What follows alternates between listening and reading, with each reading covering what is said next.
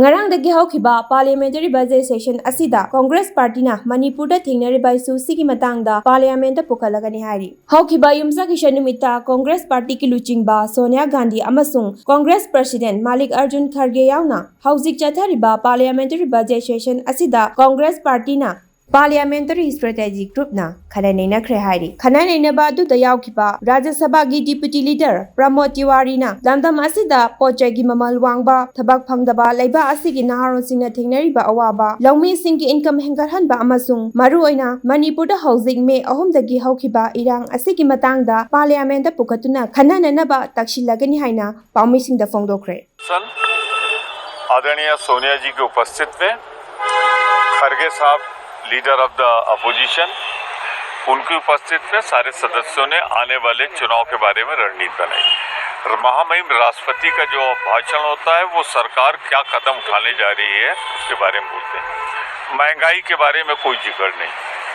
बेरोजगारी के बारे में कोई इरादा नहीं, किसानों की उपज दुगनी होनी तो उसके बारे में पूरी खामोशी।